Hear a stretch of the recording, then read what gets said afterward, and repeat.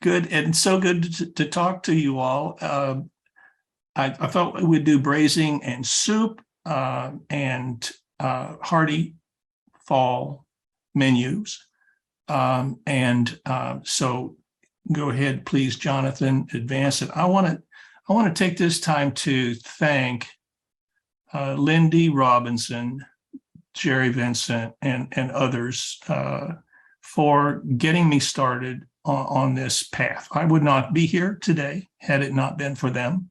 And so 30 years ago, it was 30 years ago today, and I'm not going to make a joke about the Beatles, but I was retiring from the Army at Fort Leavenworth, and just a few weeks later, I was in a chef uniform at the Hyatt Regency Crown Center doing the 3-year chef apprenticeship program, taking classes full-time at JCCC and working full-time. And that's a 3-year program. It's tough. I was warned that it was going to be tough, and I was going to go from a big corner office at Fort Leavenworth with a fireplace and giant windows and grand trees outside. I mean, a really good job, to the pot station at the Hyatt Regency Crown Center. But I had been warned, and I knew I wanted to do this. And so about 10 years later, there I am back at Fort Leavenworth on the faculty. So I went out and worked in industry for 10 years, and then I joined the faculty. Go ahead, next one, please. And then I retired from there. So 20 years in hospitality industry as a working chef. I never did rise to the level of the front of executive chef. I was always a member of a team. I worked mostly banquets and the hardworking back of the house because of my love of cooking and the craft of cooking.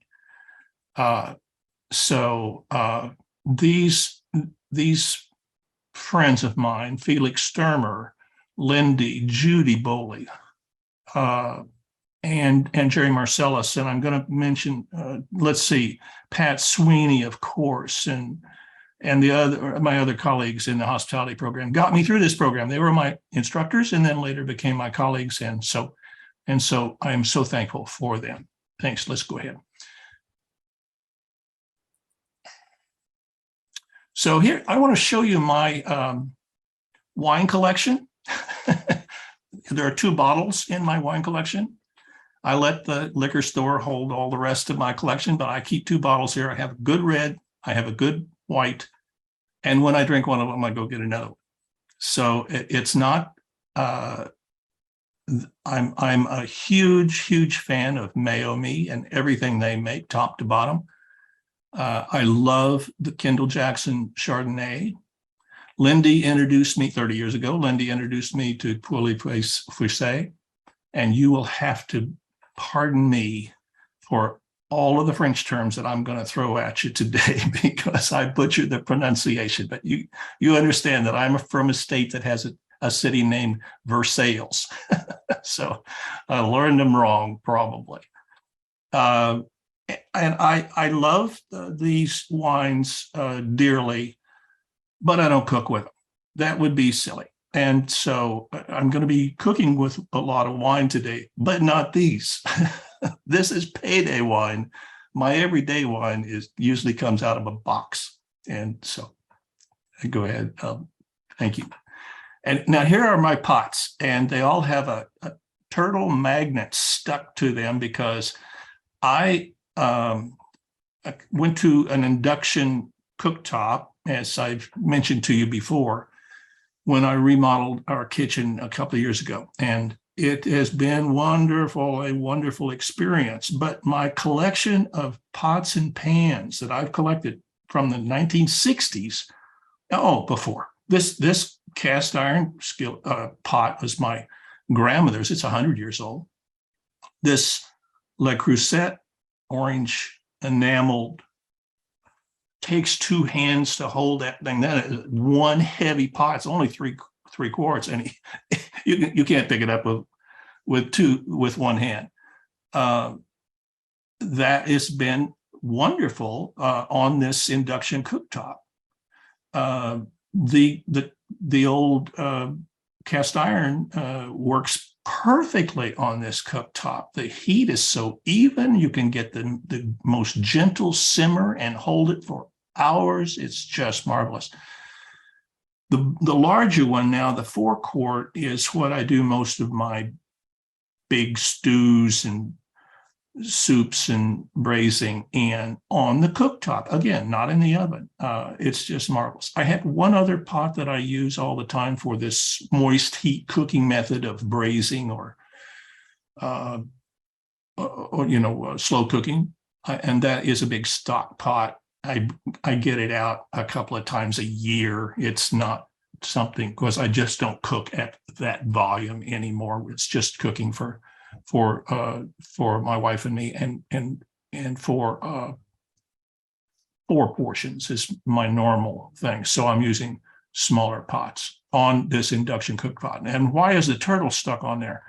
I had to go through my entire kitchen, and each pan had to pass the turtle test for the induction cooktop. There is stainless steel, and then there is stainless steel. And it's surprising that some of the pans that we got in Germany at the manufacturers in Stuttgart, actually VMF, are made of high quality stainless steel, but they are not magnetic. And if they're not magnetic, of course, they won't work on an induction cooktop. So those pans brought tears to our eyes, but they went to the garage because can't use them. So if it didn't stick, it didn't fit, and that's what the turtle test is all about.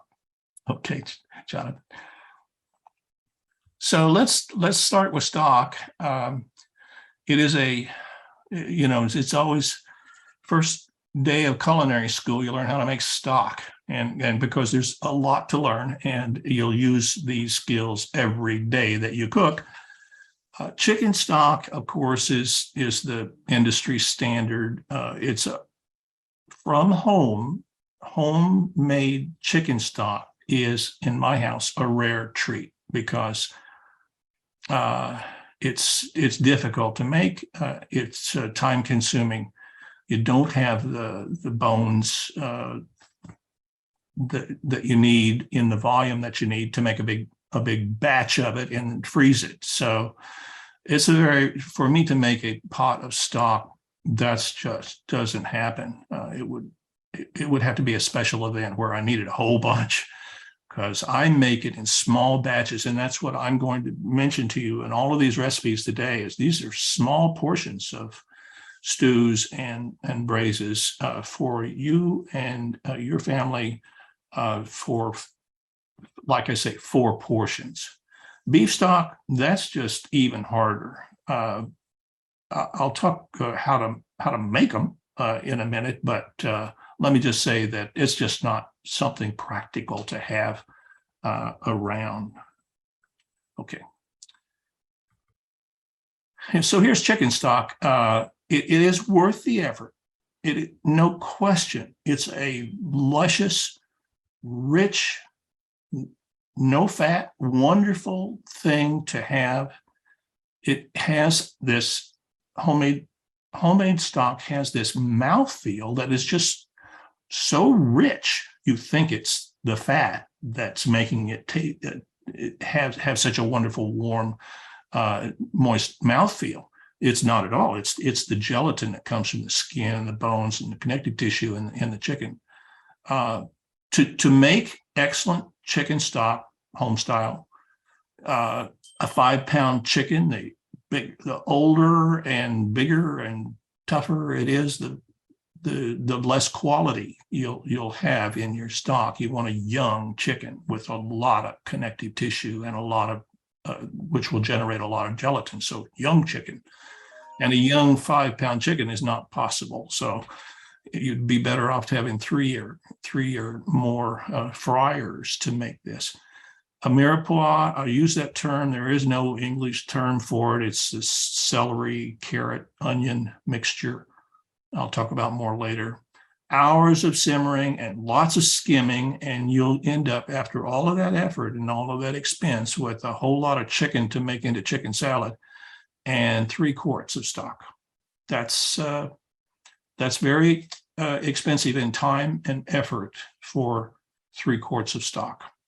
Not very practical, but the mouthfeel and the using this for a soup is worth it. And the aroma is so wonderful on this, on homemade stock. So it has a lot going for it, and it's pretty, by the way. Okay. So the more practical way of doing it is to have a substitute that you enhance. And so I went out and got these stocks in a box to try them, to taste them. And I tried this Better Than Bouillon product. And if you look closely, it says no chicken is harmed in the production of this chicken base. It's not chicken at all. It's vegetable. I didn't realize that. And I shop online, and then they shop for me, and I go pick my groceries up. And so this arrived, and it's not at all chicken base, which is not a bad thing. Chicken base is not bad. And I got to say, all of these, some of them made by, Rachel Ray, Emeralds, and so forth, the Hy-Vee thing, they're not terrible. They're okay. So I think the all of them can get to be pretty good if you just enhance them a little bit with a little mirepoix and a little simmering, maybe a leek or something, and then they get to the point where they're real good. Like you want to drink them. So that's what I recommend. But go ahead to the next one. I think it is, Jonathan. So if you take one of these stocks in a box, or you make Better Than Bouillon chicken stock and add some mirepoix, a leek, parsley, and simmer that for a while, it's good. It's a good base for anything that you'd be proud to serve this to your most important family members.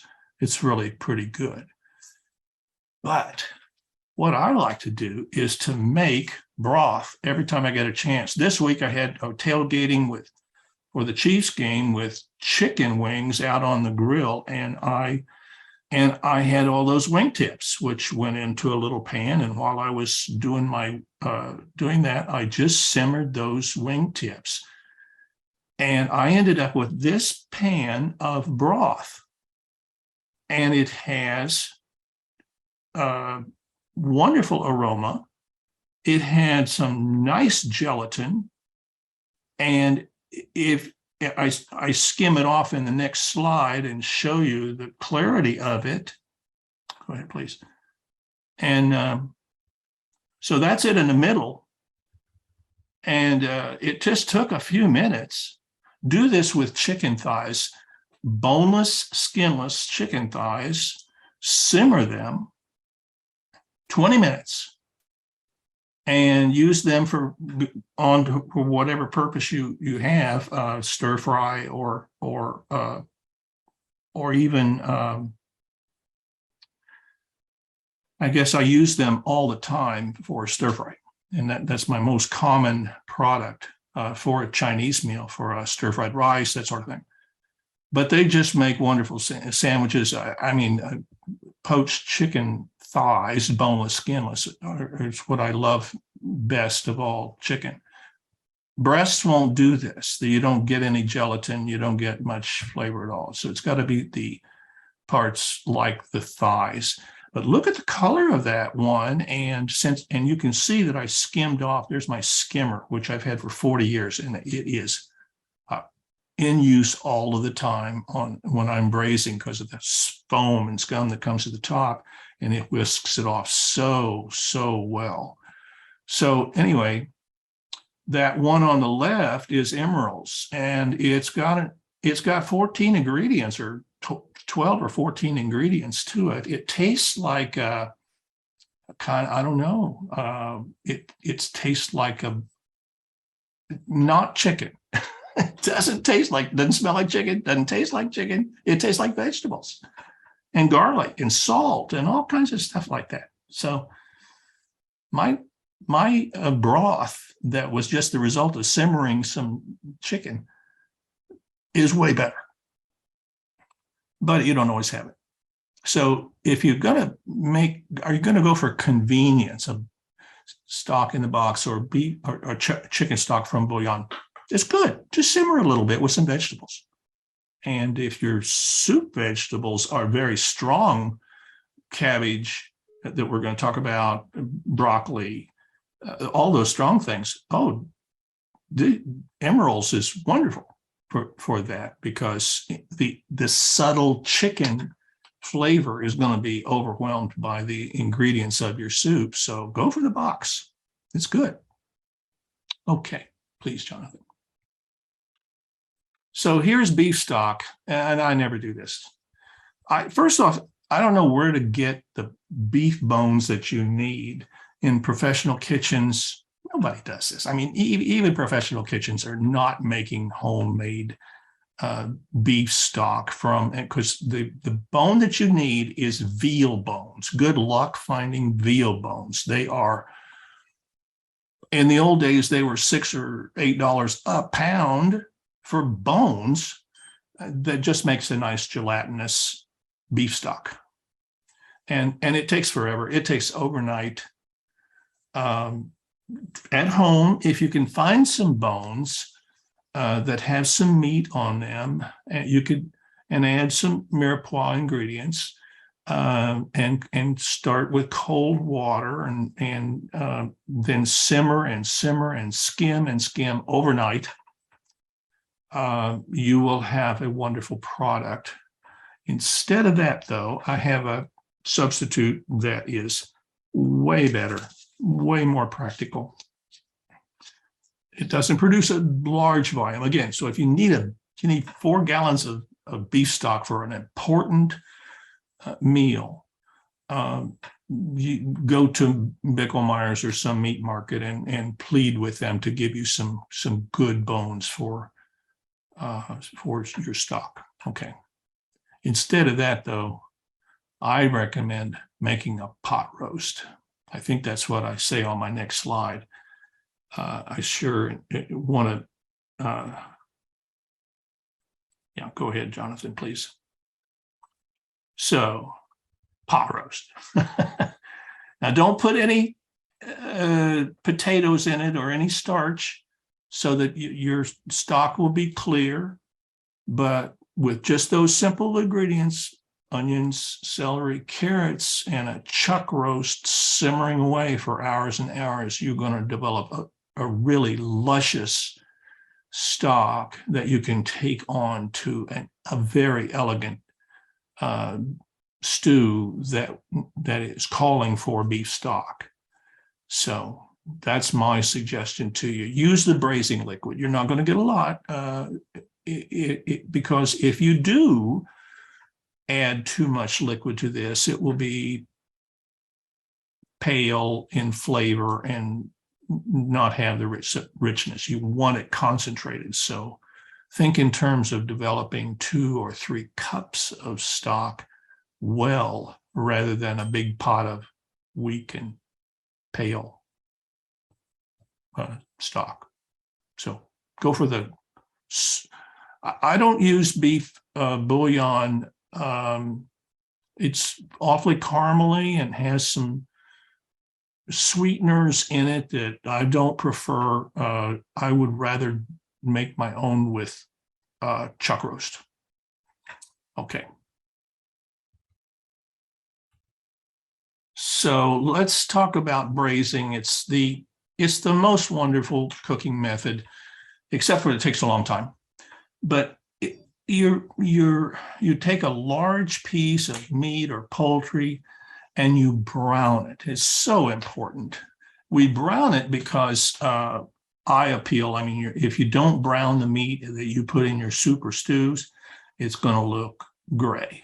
It's just not going to be very attractive at all. So Browning is really important for eye appeal, but it's more important even for flavoring and coloring the braising liquid. It's what turns that braising liquid into the best thing about often you want to just take the piece of meat that's braised for 3 hours and throw it away.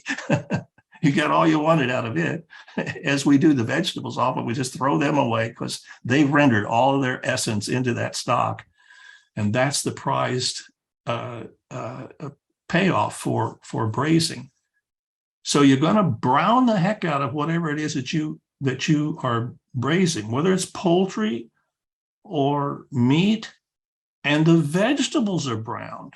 And I mean really brown. In John Joyce, my dear mentor at school, my first culinary instructor, would take an onion, slice it in half, and put it on a flat top and turn it black, absolutely black, and toss that into the stock for flavor and color. I know, surprising. We would brown the water if we could to make these things delicious. Certainly, in classic cooking, they brown the tomato paste. The word is pince, and you put the bones into the oven, 450 degrees, and they get an hour or two at that high temperature browning, and then you put the tomato paste over the top of the bones and brown that. So browning is so important flavor enhancement in braising. And then we take the meat out, portion it, shred it, correct the sauce. I'll talk about that more. And then that sauce is made from the braising liquid. It takes hours. Well worth it. Okay, let's do beef bourguignon, I think, is the next one. Yeah, beef bourguignon. Again, pardon my French. So I have it down to about 3 hours, start to finish. So I can start it at lunch and have it for dinner, but I have a lot of things going on at the same time. If you do one thing at a time, this is going to take the afternoon to get it into the pot and then the evening to cook. So I'm not going to have an early dinner starting this in the afternoon. I use a non-standard mirepoix. I've been mentioning carrots, celery, and onions. The students always would do equal parts of carrots and onions and celery. I don't recommend that. I would recommend that your carrots be about half the volume. It ought to be about half onions, about half celery, and then some carrots, not so many. But in this particular case, to get some really great and make it distinctively beef bourguignon, I would recommend shallots, carrots, and pearl onions, and no celery involved here. I use boneless chuck. I use a box wine, and I really think that parsley is important in this particular stew. Parsley is way underrated. It's a good herb, and it's just the whole darn thing. Throw them in there. They look terrible when you got to fish them out because you don't want to present them. They will not look good. And then I've got garlic there, butter. Okay, next one, please, Jonathan. So the mushrooms in a beef bourguignon, I've talked to you about this last time, I believe, but I cut them in quarters this way so that they're uniform shape and size. They look really great in the stew when they're cut this way. I sauteed those in butter, sweat the shallots, and sweat is a term that just means a gentle stir fry. And those shallots and the pearl onions really do complement one another and make it so much more sophisticated than just chopped up white onions. So this really enhanced the flavor of your beef burgundy. I recommend shallots strongly. And then the pearl onions, now I'm using pearls here. I just snip the end, I blanch them to get the skins off. That's time consuming. And then I brown the heck out of them in a pan to get their cooking started, and I set them aside. I set the mushrooms aside. I'm only going to do one pan here for all of these things. I use the same pan over and over without cleaning it. So I go from the mushrooms and shallots to the onions, and then I even reduce the wine in that same pan, all capturing the glaze in the bottom of the pan and those flavors. Okay, Jonathan, I think I'm ready for the next one. And here is the wine reduction. You'll see, often you'll see that, oh, you want to cook with the wine that you serve, and you want to drink the wine that you cook with. No, that's not true, because you don't want to use a raw wine, even an elegant, even a great Pinot Noir. You're not going to cook with it. You want to reduce it by half, get rid of the alcohol, reduce the liquid in there, and concentrate the flavor. You're adding wine to a dish without reducing it. It's just going to be a pale. You're just not going to develop the flavor that you really want by reducing it. So that's really an important step. So reduce the wine by half, and then starts the process of browning the beef.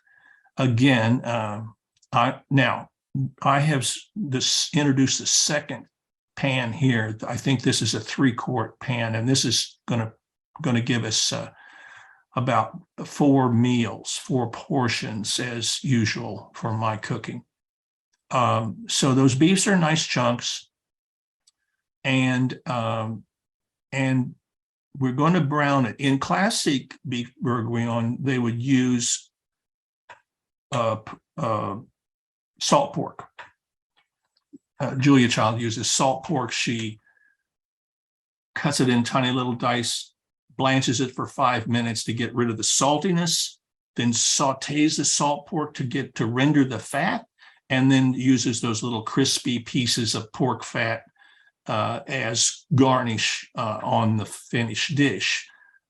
I don't do that. I don't use bacon. I don't use salt pork. I just use canola oil to brown the meat. I'm going to have I don't want to introduce a smoky bacon flavor in this.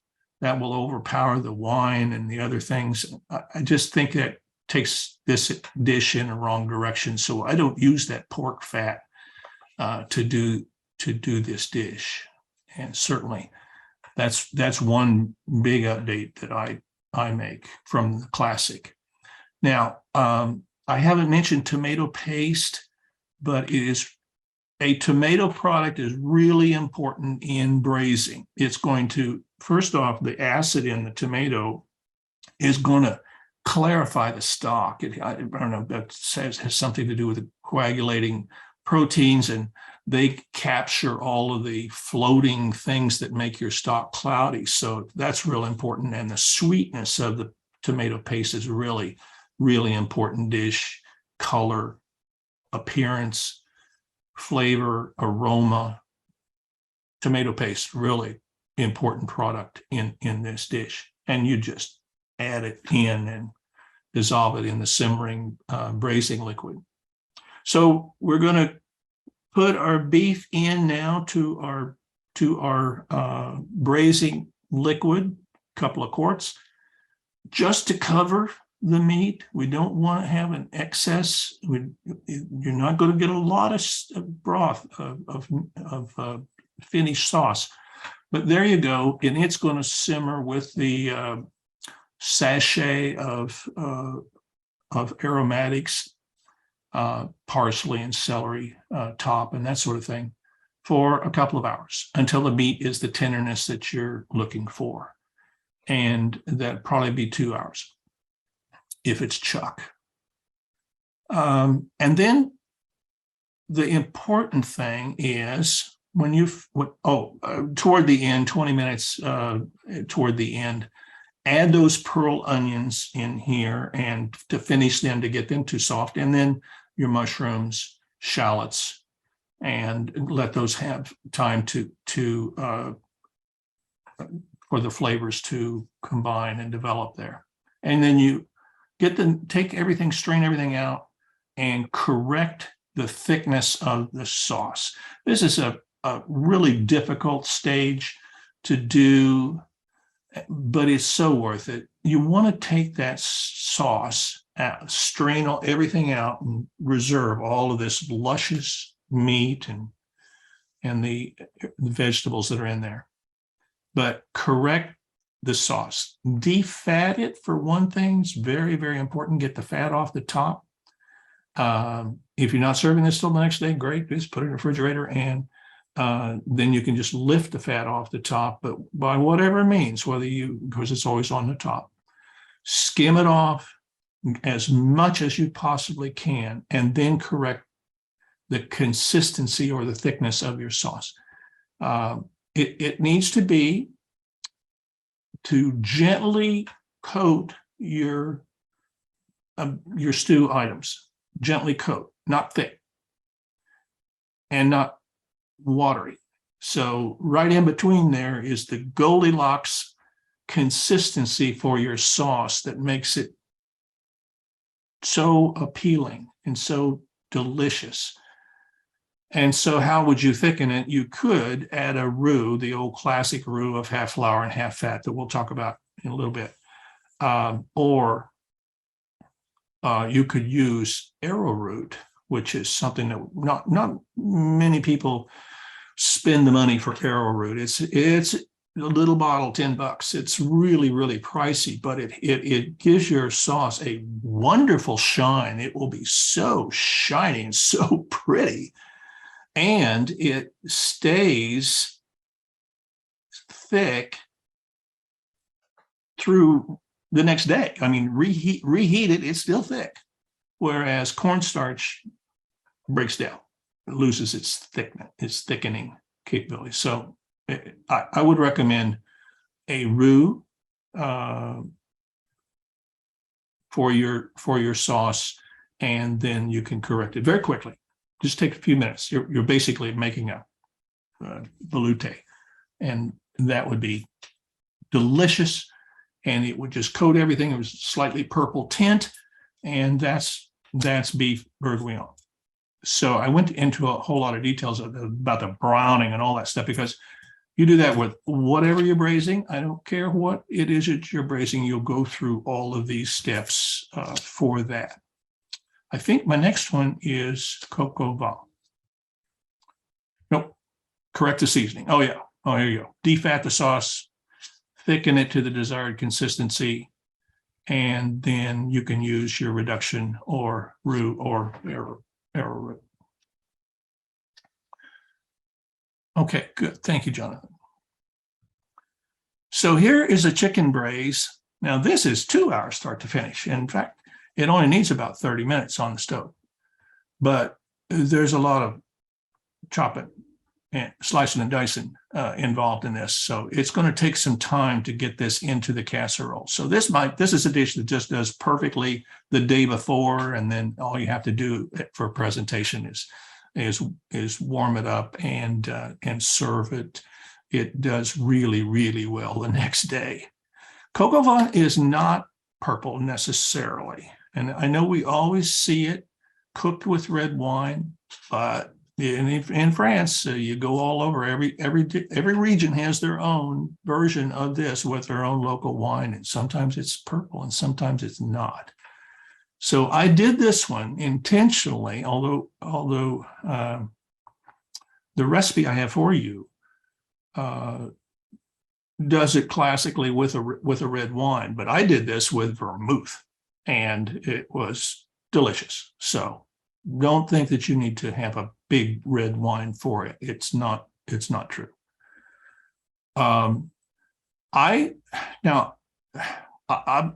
life, I've been doing this dish since the early 1970s from my family, and they always called it purple chicken. It was always chicken, and it was always a whole chicken cut up. And so I'm so used to seeing that it when it dawned on me that, hey, for us, it might be better to just use chicken thighs And so that's what I've been doing lately are chicken thighs, but you could also do boneless breasts, or even really go upscale with an airline breast, a chicken breast that has the rib bones removed, the skin on, and one little peg of the wing there, which is a really beautiful presentation piece. And you could do this braised with that for a really important meal. So back to I do, in this particular version, I do chicken thighs, but that introduces a special problem that we'll have to talk about in the sauce. And red or white wine, again, reduced by half. Okay. I have a sense that you can burn wine.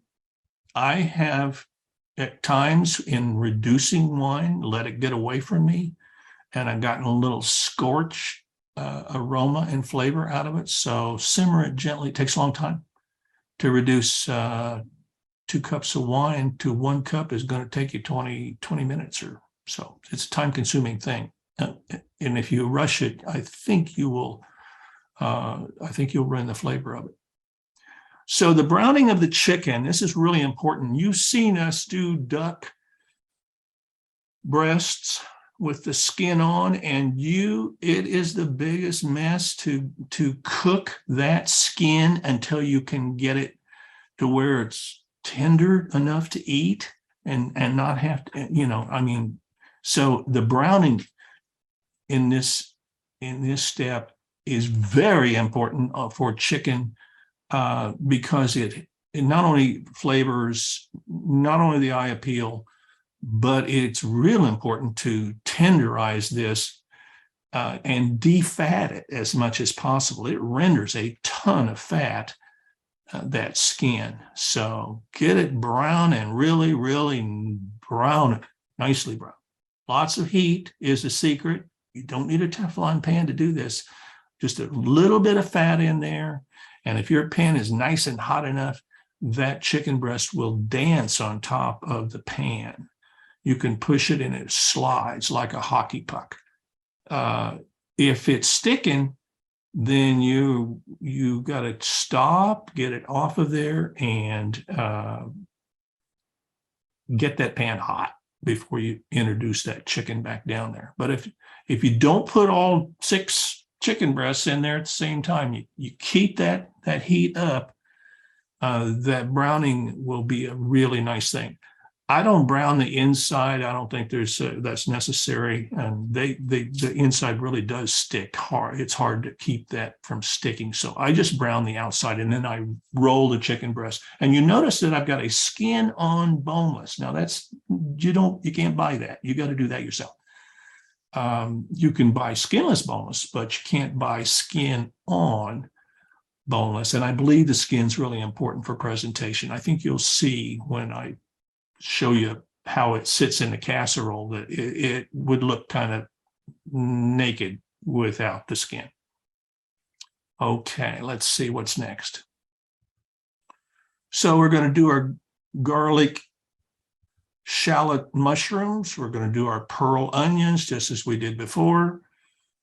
We've got a braising liquid of chicken stock, some aromatics in there. There's no carrots here that I see, but anyway, that chicken stock should have had all of those things enhancing in them. And so those flavors from the mirepoix will be in the chicken stock, and that'll be great. And then into just the right size pan, not too big, not a big deep pan with all this sitting down at the bottom. That won't do braise very well. It needs to be a pan. And this pan is 4 quarts, I believe, with a tight fitting lid, and it's really, really the right size. I've got the right amount of space above it, the liquid just to cover, and this is going to simmer 30 minutes. And I know that you'll think, oh, I'm not going to be done in 30 minutes. Well, test it after 30 minutes. If you go too much longer, you're going to dry the chicken out. It's not going to be as flavorful. And you want to get 165 degrees with an instant read thermometer on each one. And then you're done. Take the chicken out, take all of your other ingredients out, our pearl onions and so forth, mushrooms, and reserve all of those. And then correct the sauce. The first thing is those chicken thighs are going to generate a huge amount of fat. I mean, a huge amount. It's going to be half fat, and you can't serve it. You just have to get that fat skimmed off. If you had a tall container where the fat would be at the top, that would be a quick way, and then you could use a ladle to ladle off all this chicken fat. But or a baster, an old-fashioned turkey baster, you could get the broth from underneath the fat. Or there are those pitchers that are designed for it with the spout at the very bottom. So you put your liquid in there, the fat goes to the top, and the spout then pours out the liquid below, the sauce below. However you do it, put it in the refrigerator overnight and then lift it out. However you do it, you have to get that fat off that sauce before you serve it. So then all you do is correct that for your flavorings. Salt and pepper is real important. It's real important to correct the flavorings there on the defatted sauce, and then you enrobe your chicken with that for plating.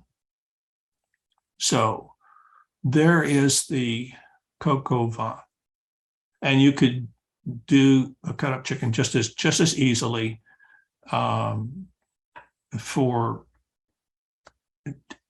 be able to use a really excellent chicken, free range, organic chicken, whole chicken. Oh boy, would do this dish so beautifully. Okay.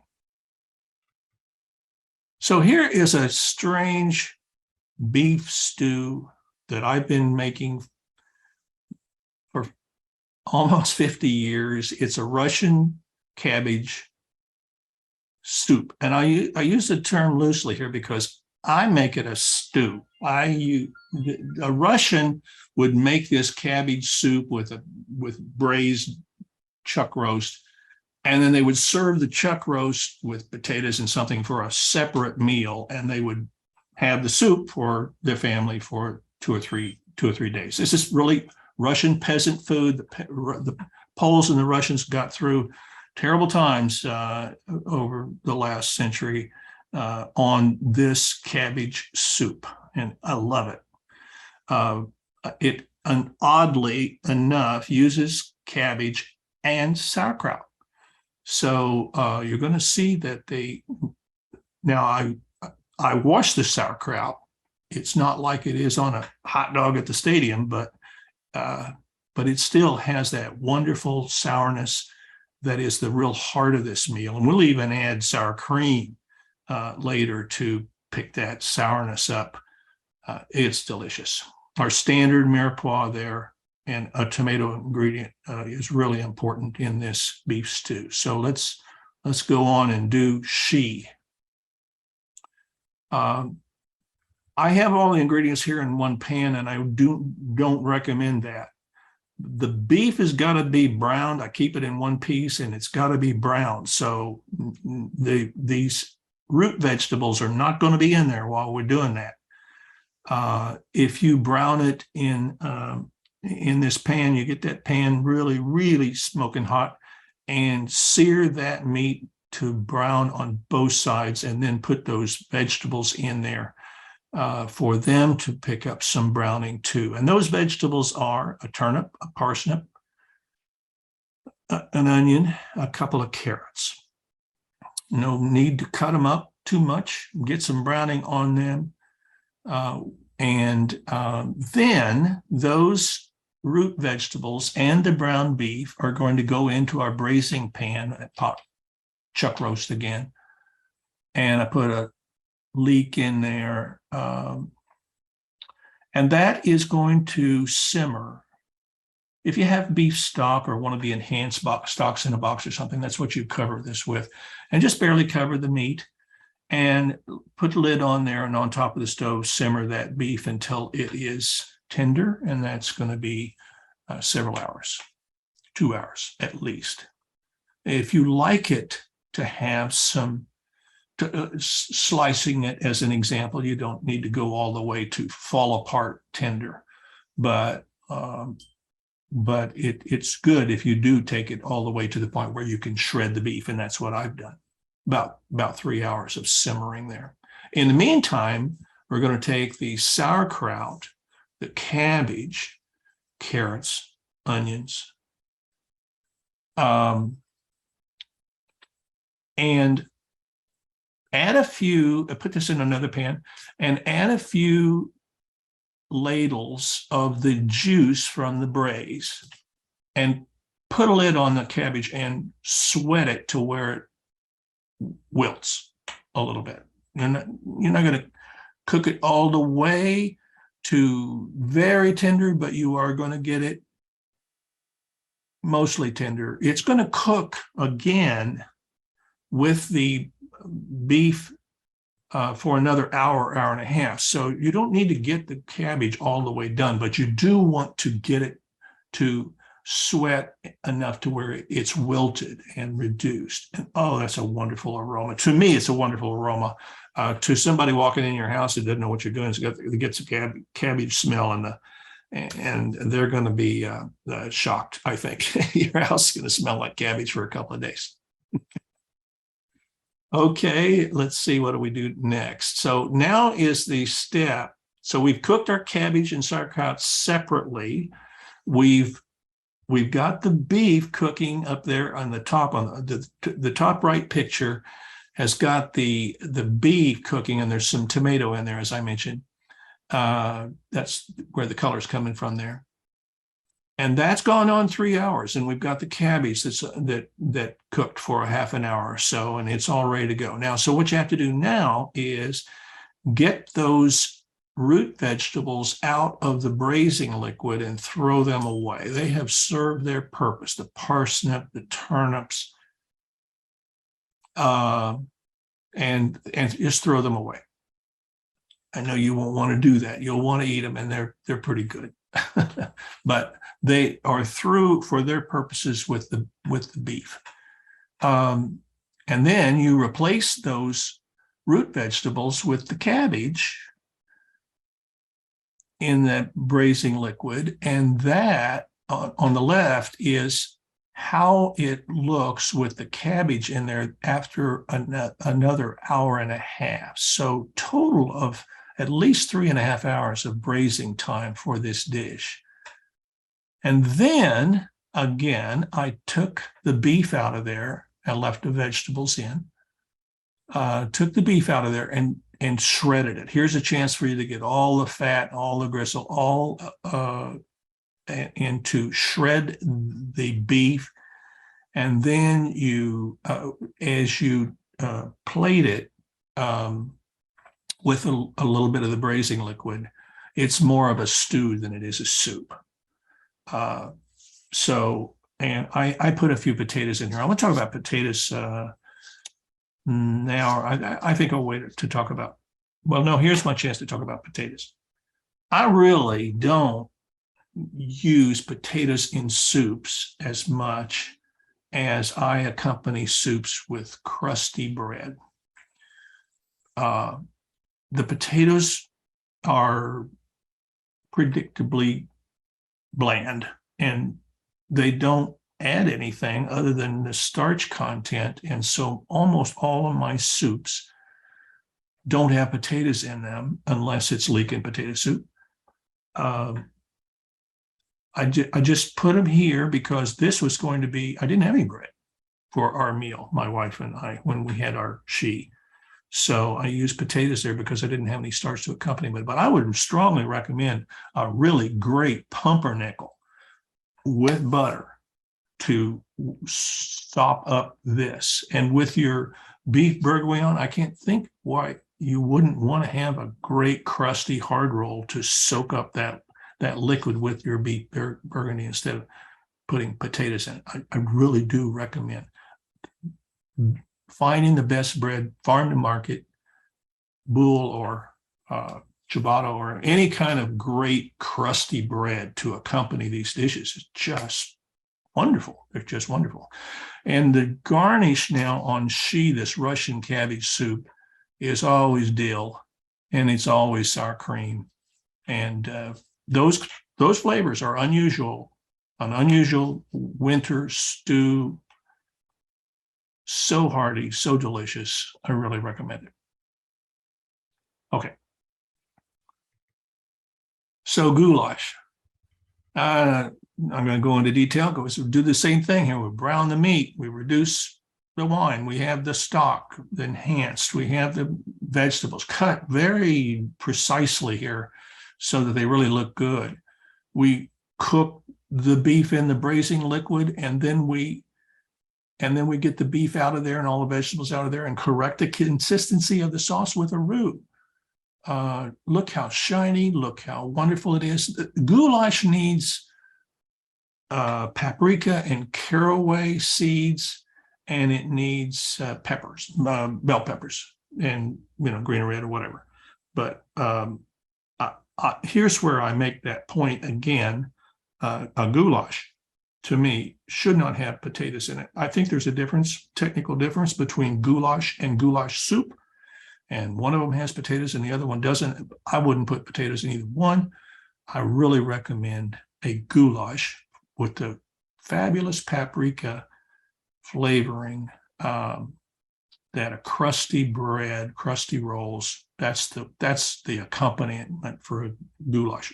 Best goulash I ever had was on a ski trip in the Alps. We were living in Germany, about 90 miles from Munich, north of Munich, close to Nuremberg. And I took my family down to learn to ski week at the Armed Forces Recreation Center in Garmisch, where one of the Olympics back in the I don't know 30s they held an Olympics there. It's a beautiful place, the Zugspitze. And up on the top of the Zugspitze is a little shack there where you can get a bowl of goulash. So I've been making it ever since the 70s. And to me, it just means hearty winter, delicious, rich beef meal. Okay. Now, soups can be, we've already talked to you about my version of soups. A couple that we did, butternut squash, and I don't know what else. So soup can be really the first, the main item if there's some enrichment, because you're going to come away from this meal and not feel like you really got your money's worth. It's fine for a first course, but not. How am I doing on time? For crying out loud. We're about 5 to 3. Oh, wow. To talk too long, like you said. So anyway, I do recommend a crusty bread. And that's what's hanging off the plate there is the bread is cheesy, meaty kind of bread to accompany a light dish. Okay, go ahead, Jonathan. So to make all the soups, you just need to be able to make a velouté, and that is half butter, half flour, cooked slowly. You're not trying to brown it, and then you add your chicken stock, and that makes velouté. It would be bechamel if we used milk.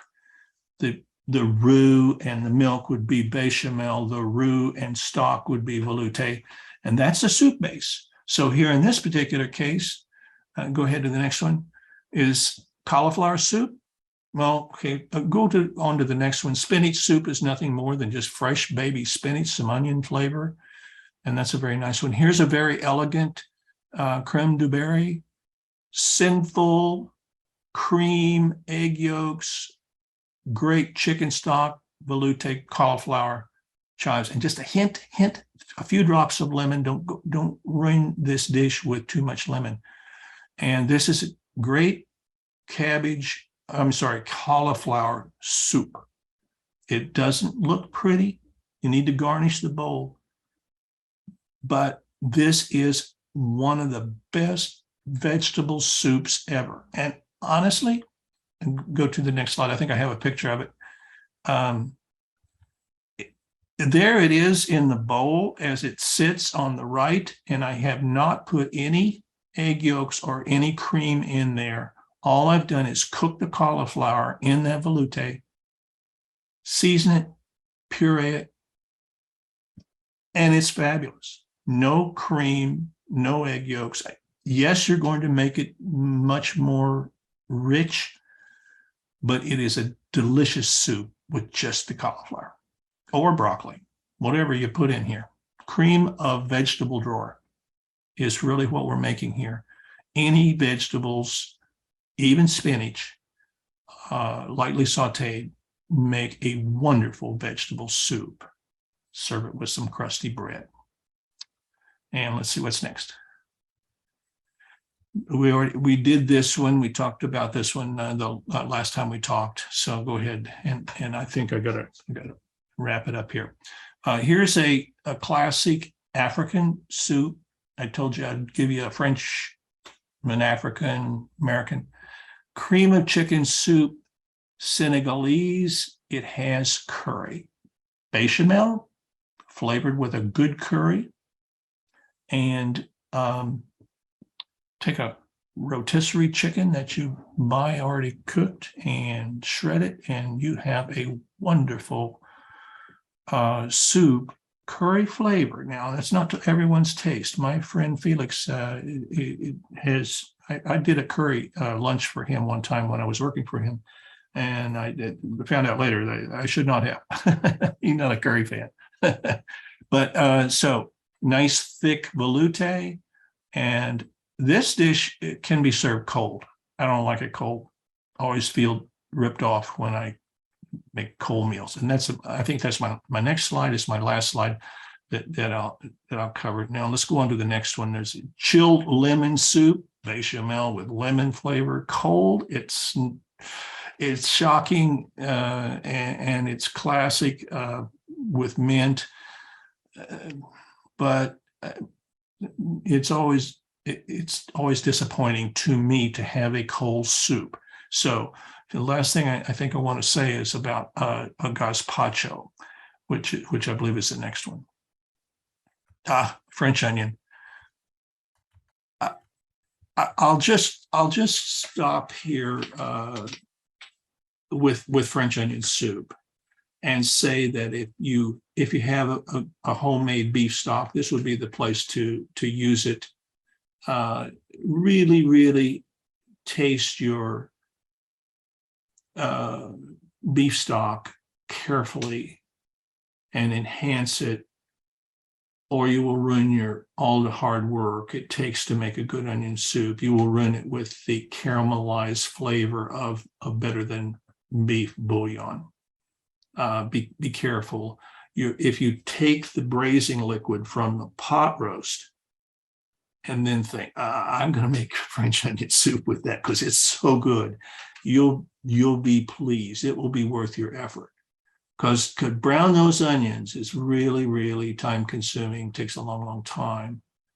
Don't add too much cognac to your French onion soup. You'll be disappointed if there's too much. You want just a hint of cognac.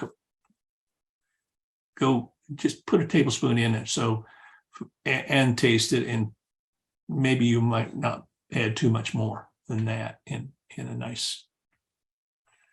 Okay, what's next? So all the steps for a great French onion soup. It's going to take a lot of onions, a couple of pounds of onions simmered for a long, long, long time. Brown the flour in there. Add your beef stock that's delicious. It better be delicious before you put it in there. A little cognac vermouth, and serve it with the crusty bread.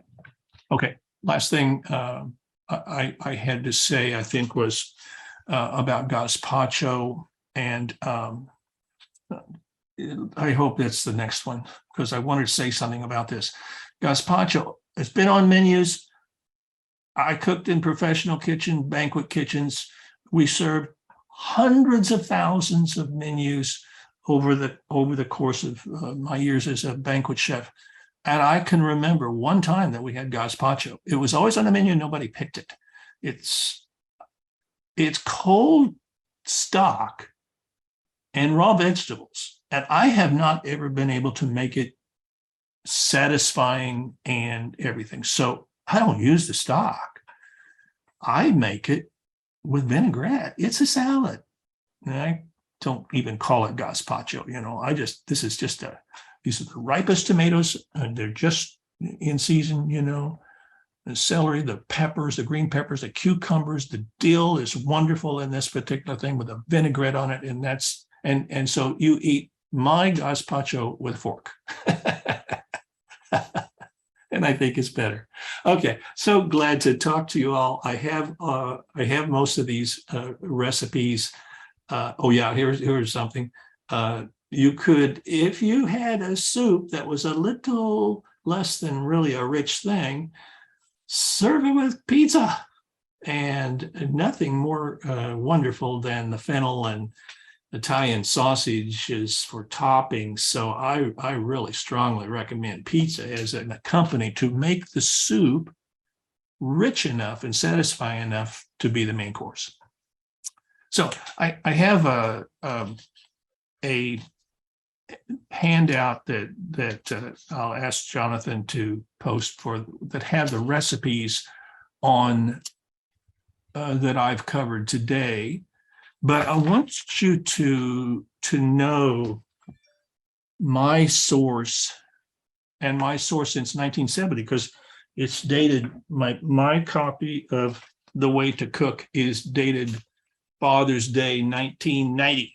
So this is before I met Jerry Vincent, Lindy, and John Joyce Felix.